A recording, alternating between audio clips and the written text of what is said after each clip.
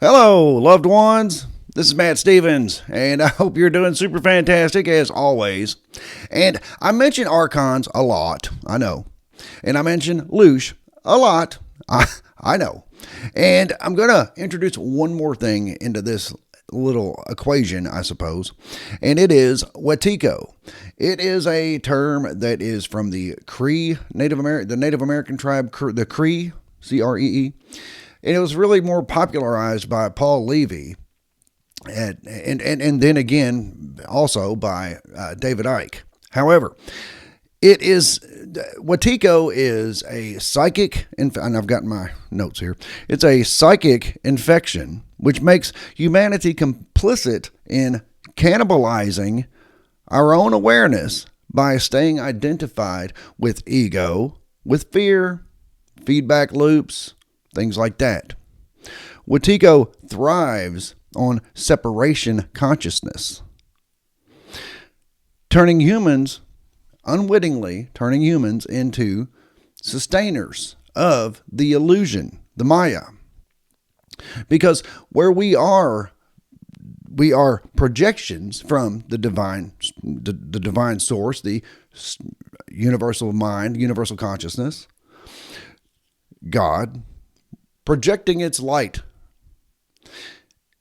However, and that's us. We're the divine spark, so therefore we are emanating from the source. We are that same light. Of course, at a much toned down scale while we are in this material realm, of course, but that doesn't change the fact that you are a projection of light from source consciousness. But we have been, the projection has been hijacked by the Archons. And of course, if the Archons would be looked at as the admins, okay, then Wetiko would be considered the malware. That wasn't my analogy, but I was like, that's good. I'm going to use that. And then Loosh would be the fuel that keeps the thing running.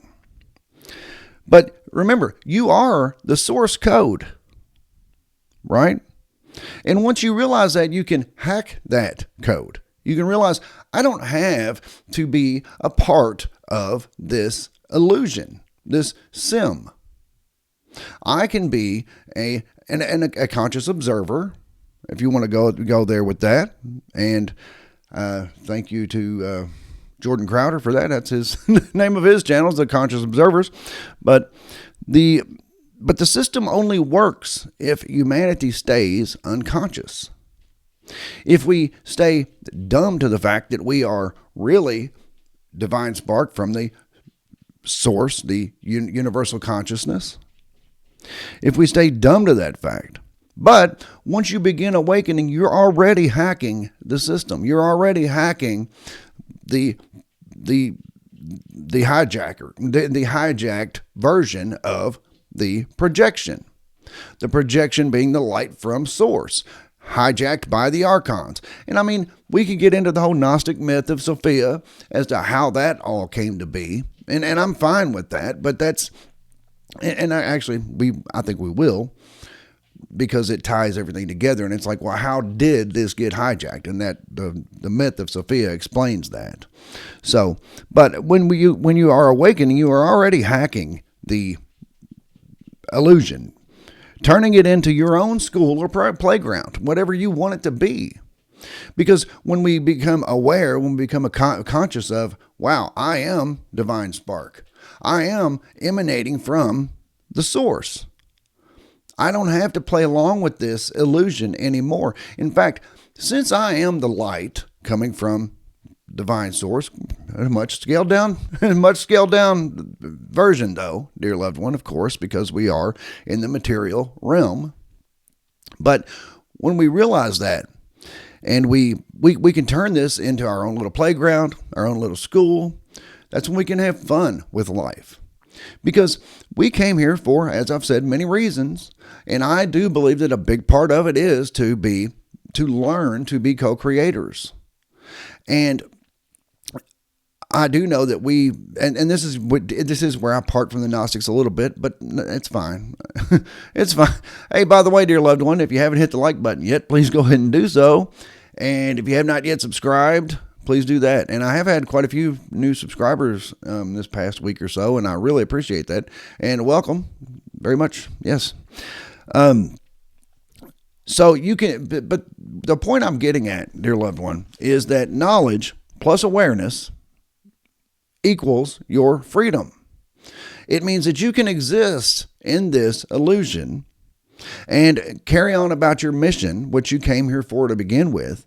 You came here to learn a few things. You came here to experience some things. As Darius J. Wright puts it, we are here to experience what we are not. And I think that is a fascinating, beautiful way of putting it. That on the outside, where we are immortal, we're divine beings emanating from the source, from the universal consciousness. We don't experience mortality. We don't experience any of these things like we do in here. So that's we came here to experience these things. We also came here, I believe, to master the art of manifestation, the art of using the quantum field to manifest. And I mean, and if you look at the myth of Sophia and the Gnostic text, you'll see that that's what happened. That's what created this in the beginning. Sophia, she screwed up and she created the psychic realm and then the demiurge, and the demiurge then created all of this and this illusion that we are now trapped in.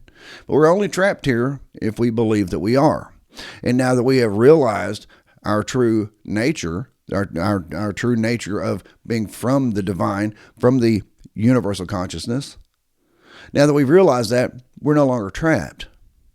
As I've said, you're only trapped if you believe you're trapped. But archons, as I've mentioned many times, they are inorganic, artificial, intelligent enforcers of this illusion. They are inorganic and or artificial because they did not emanate from the source like we have. So they're the enforcers of the demiurge's flawed copy world.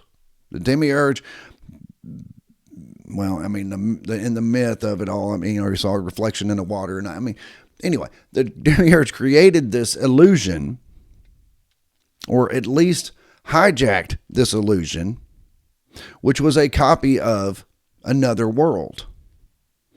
But it's a very flawed copy. But that's another, getting into those myths a lot, and of Sophia's fall and all that. And it's a lot of good, it's good stuff. We'll definitely get into it, but that's a whole, probably a couple of videos in itself to get really, if you really want to get into the myth of Sophia and how the fall happened and all that. So, but regardless, consciousness still creates. Consciousness always is going to be creating. But most of humanity are asleep at the wheel. Most of humanity have that full veil. They do not see their true nature. They do not see the true power. And can we save them? That's where it kind of gets a little, I don't know. I don't think that we can really focus on that. But what we can hope to do is to be an example for them. Because when they see, as I've said, the world is always kind of slightly negative. There's always going to be more negative than positive. It's just the nature of this physical realm. There's always going to be war. There's always going to be famine. There's always going to be just all of it, debt, and just slave mentality, victim mentality, things like that. I was trying to think of the other big one, which is poverty mindset. My good friend Clive mentioned how he is ditching the poverty mindset, and I'm like, wow, that's profound. It is, because, and that goes back with the whole thing of Wetiko, the mind virus, how we get in, it infects our psyche and causes us to believe that we are in poverty. And it's like those of us in the West are definitely not in poverty. We could maybe be living better as compared to our neighbors, right? But compared to a lot of people in the world, we are the Joneses. That's all. I mean, and we just need to be grateful for that. But that's kind of an aside, I believe. But when we began to identify with ego, with our body, with the material realm, the material struggles, the Wetiko, that mind virus that makes us believe we are in poverty, makes us believe we are enslaved, makes us believe that we are trapped here, makes us believe that this is all there is and all there ever will be, and it's just, it's just a bunch of war and strife and all that. But it's not, dear loved one. Consciousness does create. But if it's unconsciousness that's creating, it's going to always follow that feedback loop. It's going to keep feeding into the same old loop. But when we awaken, that's when we, as I said, we hack the system. We realize, yeah, consciousness is creating. But I'm going to ditch the feedback loop. I'm going to go a different way. And as I've said many times in the past, the humanity, the human collective, are going on a certain path, and no, I mean, from the looks of things, it's not that great. But we don't have to go that way. You are an individual unit of consciousness. As an individual unit of consciousness, you can pluck your unit of consciousness out of that collective. Say, I might live amongst them, but I'm not following that path. The path I'm going to follow is this one, and it's going to be beautiful. And then use your manifestation techniques that you know and all that. But humanity, instead of being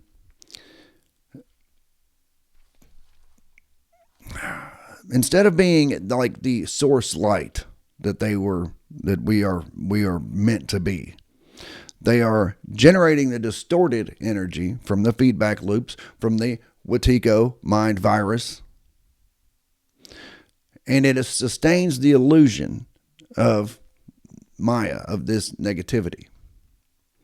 So anyway, dear loved one, by the way, I am, now listen, I'm a 51-year-old man, okay? I am not that tech savvy at all. However, I'm working on learning to use my computer more productively, a little more productively, dear loved one. So that way I can use graphics on screen and to more illustrate some of the things that I mean, right? So bear with me. I'm learning now, but I'm not going to start doing it. And I realize there's an old saying, you got to be the disaster before you can be the master. And it's like, just do it, man. And if it looks terrible, and I'm like, yeah, no, I'm going to practice with it a little more. I'm going to do some tutorials and all that kind of stuff and get better at it. Then I will be able to share some more graphics and some photos and some just whatever we need to more illustrate what we're talking about. And I'm also kind of revisiting this book here, The Quantum Spirituality by Peter Canova. I'd recommended it before, and I still do. And I've been kind of flipping through it the last day or so. And there's a lot of really, really cool little nuggets in here. For example, the source consciousness being the projector. They being the projector that projects pure light into the field. But how it has kind of been hijacked by the Archons. Of course, he doesn't really get into that in here. He keeps it strictly on the positive. But I believe it is important to understand what we're up against. It is important to understand what the Archons and what Tico and Loosh and all of that, what the purpose of all that is, so that we know how to spot it when it's present and how to overcome it. Know your enemy, that type of thing, right? So anyway, dear loved one, yeah, if you haven't hit the like button yet, please go ahead and do that. And if you have not yet subscribed, please do that. And if you would like to share this video with somebody, that'd be fantastic. Lastly, please, for sure, let me know in the comments what you think. I love getting you guys' comments. It just puts a whole other perspective on everything. So please do that. Besides that, dear loved one, that's what I got for you. I truly love you. I really do. And I will be back directly.